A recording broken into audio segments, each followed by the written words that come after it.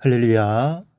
살아가는 대강의 가족 여러분, 오늘 하루도 하나님의 말씀과 동행하는 삶이 되길 소망합니다. 오늘 함께 나눌 하나님의 말씀은 고린도전서 10장 14절에서 22절 말씀입니다. 그런즉 내 사랑하는 자들아, 우상 숭배하는 일을 피하라. 나는 지혜 있는 자들에게 말함과 같이 하노니 너희는 내가 이르는 말을 스스로 판단하라. 우리가 축복하는 바 축복의 자는 그리스도의 피에 참여함이 아니며 그리스도가 떼는 떡은 그리스도의 몸에 참여함이 아니냐. 떡이 하나요 많은 우리가 한 몸이니 이는 우리가 다 한 떡에 참여함이라. 육신을 따라 난 이스라엘을 보라. 제물을 먹는 자들이 제단에 참여하는 자들이 아니냐. 그런즉 내가 무엇을 말하느냐. 우상의 제물은 무엇이며 우상은 무엇이냐. 무릇 이방인이 제사하는 것은 귀신에게 하는 것이요 하나님께 제사하는 것이 아니니 나는 너희가 귀신과 교제하는 자가 되기를 원하지 아니하노라. 너희가 주의 잔과 귀신의 잔을 겸하여 마시지 못하고 주의 식탁과 귀신의 식탁에 겸하여 참여하지 못하리라. 그러면 우리가 주를 노여워하시게 하겠느냐. 우리가 주보다 강한 자냐. 아멘. 여러분, 우상은 아무것도 아닙니다. 그저 돌이요 나무요 물일 뿐입니다. 실제로 우상은 존재하는 것이 아닙니다. 이 사람들이 만들어 놓고 우상이다라고 하는 것이지 존재하는 것이 절대로 아닙니다. 그렇기 때문에 만들어진 우상이 무슨 능력이 있어서 조화를 부리거나 또 신통력을 나타내는 것이 아니라는 말씀입니다. 그러나 실상 우상은 아무것도 아닌 것이 아닙니다. 아무것도 아니지만 뭔가 있다는 말이죠. 만약 아무것도 아니라면 사람들이 숭배하지도 않을 건데 뭔가가 있기 때문에 우상 숭배가 문제가 되는 것입니다. 그러면 우상에 무엇이 있습니까? 20절에서 말씀합니다. 무릇 이방인이 제사하는 것은 귀신에게 하는 것이요 하나님께 제사하는 것이 아니니 나는 너희가 귀신과 교제하는 자가 되기를 원하지 아니하노라. 우상을 만든 그 재료 자체는 아무것도 아니지만 그 우상의 배후에는 귀신이 있다는 말씀입니다. 즉 사단의 역사가 있다는 말씀입니다. 이 사람이 부처 앞에서 불공을 드릴 때 그 사람은 실제로는 불공을 드리는 것이 아닙니다. 왜냐하면 이 부처는 아무것도 아니기 때문입니다. 석가모니는 신이 아닙니다. 그가 실존 인물이었다 할지라도 그는 사람이지 신도 영적인 존재도 전혀 아닙니다. 그러므로 절에 있는 불상은 그저 돌덩이요 쇳덩이에 불과합니다. 그러니 불공하는 사람의 마음을 어떻게 알긴 하겠습니까? 죽은 자와 불과하고 그 모양을 만들어 놓은 것에 불과한데 그런데 그 배후에는 귀신이 도사리고 있다는 말씀입니다. 제사 드리는 것도 마찬가지입니다.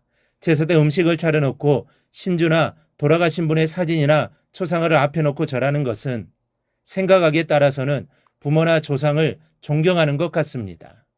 말하자면 그것이 부모님 사후에 자식이 마땅히 해야 할 효도처럼 생각되고 아름다운 미풍양속처럼 생각될 수 있다는 겁니다. 그래서 유교를 안 믿는 사람이라고 할지라도 이런 효도나 미풍양속 차원에서 제사를 드리거나 동참하는 사람이 오늘날 꽤 많습니다.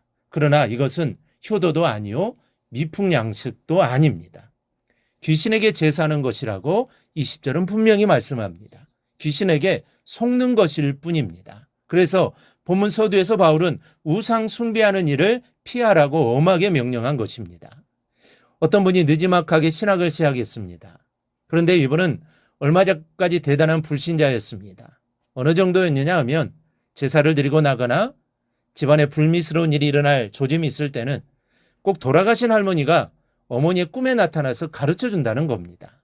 예를 들어 한 번은 땅을 사려고 한 적이 있었는데 마음이 계약을 맺기로 결심하고는 그날 밤에 잠을 잤는데 꿈에 할머니가 나타나서 그 땅을 사지 말라고 하더라는 겁니다. 그래서 이상해서 다음날 알아보았더니 땅 소유주가 이중으로 팔아먹으려고 했다는 사실을 알게 되었습니다. 하마터면 큰 손해를 볼 뻔했는데 돌아가신 할머니 덕분에 어려움을 면할 수 있었다는 겁니다. 이 친구 집안에는 이런 일들이 많았습니다. 그래서 뻑하면 꾸며기였습니다. 이 친구를 전도하려고 어느 때는 많은 얘기를 나눠보기도 했지만 도무지 받아들이려고 하지를 않았습니다. 얘기하면 할수록 논쟁만 될 뿐이지 포기하다시피 한 친구입니다. 그런데 이런 청구가 어느 날 갑자기 예수를 믿는다고 하더니 신학을 해서 목사가 되겠다는 겁니다. 놀라서 이유를 물었더니 아버지 때문이라는 것입니다. 아버지가 간암에 걸리셨는데 누나의 기도로 나으셨답니다. 집안에서 작은 누나가 홀로 예수를 믿었는데 이 누나가 아버지가 간암에 걸리셨다는 소식을 듣고 간절히 하나님 앞에 아버지를 위해 기도했는데 그 기도로 아버지의 간암이 거짓말처럼 나았다고 했습니다. 이 일로 해서 어머니가 교회에 나가시게 되었는데 그랬더니 돌아가신 그 할머니가 꿈에 나타나서는 어머니의 목을 조르고 온갖 행패를 다 하더랍니다. 하루 이틀도 아니고 근 한 달을 걸었는데 견디다 못한 어머니가 목사님께 기도를 부탁했습니다. 목사님과 교우들이 일주일을 이 문제로 놓고 기도했더니 일주일째 되는 날 밤에 나타나서는 이를 뿌드득 깔면서 어머니를 떠나가더랍니다. 여러분, 유교의 제사가 문제가 아닙니다. 불교의 부처가 문제가 아닙니다. 그것들은 아무것도 아닙니다. 문제는 그 배후에 있는 사탄 귀신입니다. 돈도 마찬가지요. 명예, 권세, 건강 모든 것이 다 마찬가지입니다. 돈은 돈이고 명예는 명예일 뿐입니다. 권세는 권세이고 건강은 건강일 뿐입니다.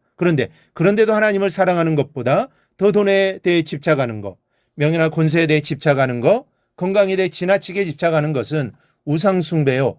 귀신을 그것들을 통해서 사람의 마음을 빼앗는 겁니다. 그러므로 오직 하나님을 사랑하시기 바랍니다. 하나님을 진실로 사랑하면 하나님이 사는데 필요한 물질, 명예, 권세, 건강 다 주십니다. 하나님이 주시는 것이야말로 진짜입니다. 왜냐하면 이 모든 것이 하나님의 것이기 때문입니다. 주인은 하나님인데 그 하나님께 구하지 않고 아무것도 할 수 없고 줄 수 없는 것을 구하니 어떻게 얻을 수 있겠습니까? 오직 하나님께 다 있습니다. 그러니 오직 하나님만을 사랑하고 예수와 연합하여 하나님과 교제하는 성도들이 되기를 바랍니다. 헛된 것에 절대로 눈길 주지 않고 오직 주님과 동행하며 살아가기를 바랍니다. 그리하여 하나님이 주시는 놀라운 것들을 온전히 누리며 살아가기를 주님의 이름으로 축원합니다. 오늘 묵상한 말씀을 굳게 잡고 삶으로 실천하며 살아내는 대강의 모든 성도들이 되기를 축복합니다.